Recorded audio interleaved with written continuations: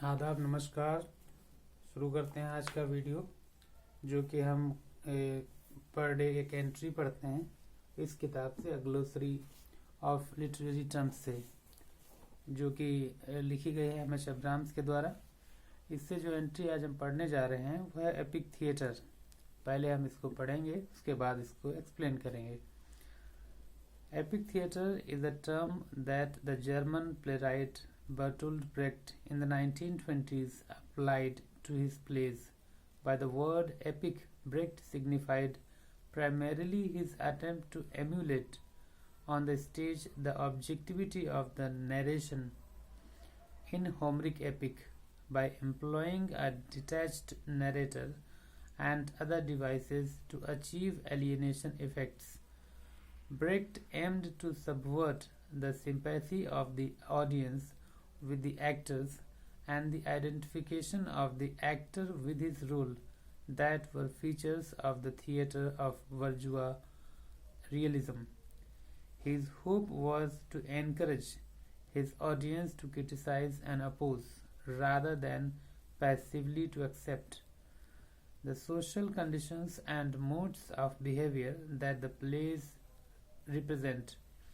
Brecht's dramatic works continued to be produced frequently, and his epic theatre has had an important influence on such playwrights as Edward Bond and Carlyle Churchill in England and Tony Kushner in America. चलिए इसको पढ़ते हैं, इसको समझते हैं क्या कहते हैं इसमें Bertolt Brecht. Epic theatre is a term that the German playwright Bertolt Brecht in 1920s applied to his plays. Epic theatre एक टर्म है जिसको जर्मन के प्लेराइट बर्टोल्ट ब्रेक्ट ने अपने प्लेज पे अप्लाई किया था 1920 के दशक में। By the word epic, Brecht signified primarily his attempt to emulate on the stage the objectivity of the narration in Homeric epic. तो जो शब्द उन्होंने एपिक इस्तेमाल किया है एपिक थिएटर में, उसका बर्टोल्ट ब्रेक्ट के अनुसार उसका अर्थ होता है एम्युलेट मीन्स कॉपी करना। एम्युलेट मीन्स अच्छी चीज़ों को कॉपी करना होता है। Emulate on the stage the objectivity, जो ऑब्जेक्टिविटी है, जो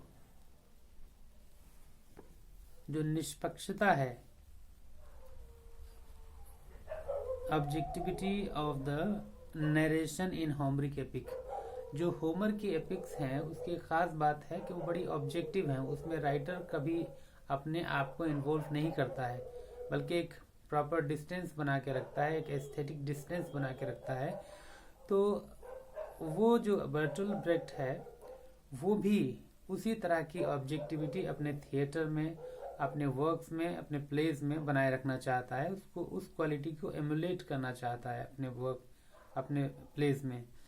bye employing a detached narrator and other devices to achieve alienation effects. तो वो उस ऑब्जेक्टिविटी को बनाए रखे, उसके लिए वो क्या करता है, एम्प्लॉय करता है, यूज करता है डिटैच्ड नरेटर को। एक नरेटर जो कि उस कहानी का पार्ट नहीं है, उसमें ये दिखाया जाता है, वो अलग से आकर के कुछ चीज़ों को बीच में बताता है, एक सीन से दूसरे सीन को जोड़ता है बीच में आकर के। ये इस्तेमाल किया जाता है जिससे कि जब कोई जो ऑडियंस उसको देखेंगे, हम और आप उसको देखेंगे, थोड़ी देर के लिए आप उसकी कहानी से डिटैच्ड हो जाएंगे। आपको लगेगा कि हाँ ये प्ले दिखाया जा रहा है, उससे हमको इमोशनली अटैच्ड नहीं होना है। देखिए next.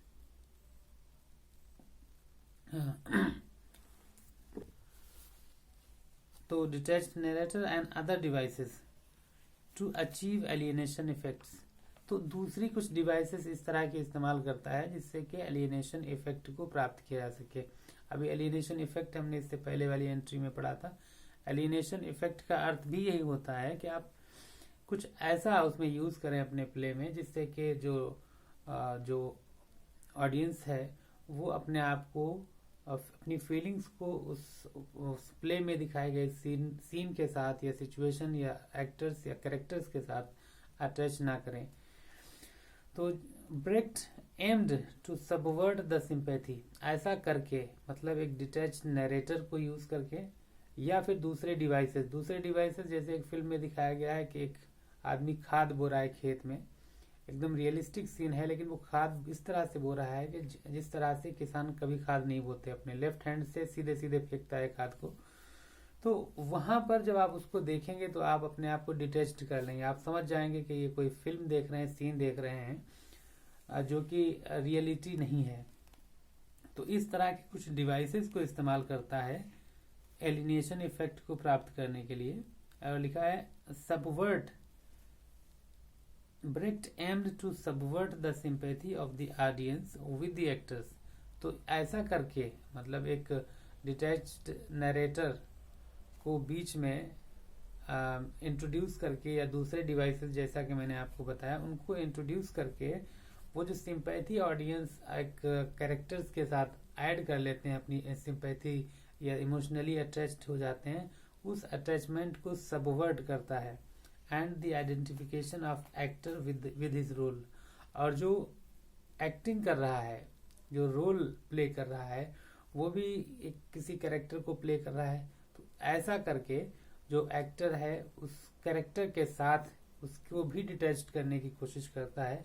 That were features of the theatre of bourgeois realism, और यही बर्जुआ रियलिज्म के फीचर्स थे। मतलब जो बर्जुआ रियलिज्म है, बर्जुआ कहते हैं मिडिल क्लास को, तो मिडिल क्लास की जो रियलिज्म या मिडिल क्लास की जो रियलिटी को दिखाने वाले जो वर्क्स हैं उसमें इस तरह की कोशिश की गई बर्टोल्ड ब्रेक्ट के द्वारा कि जो ऑडियंस हैं वो अपने आप को अटैच ना करें।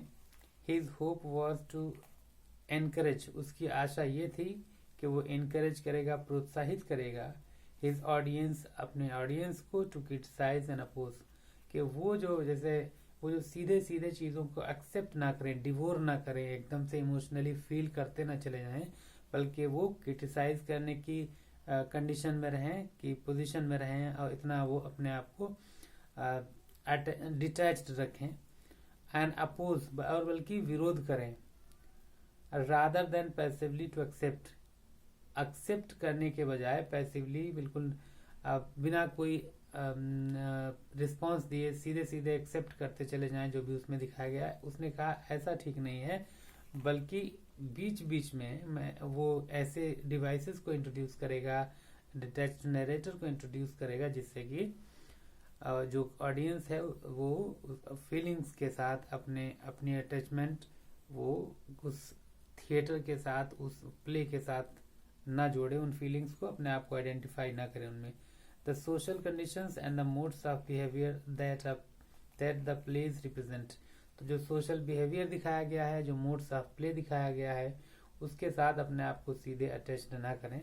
Brecht's dramatic works continue to be produced frequently and his epic theatre has had an important influence on such playwrights as Edvard Munch।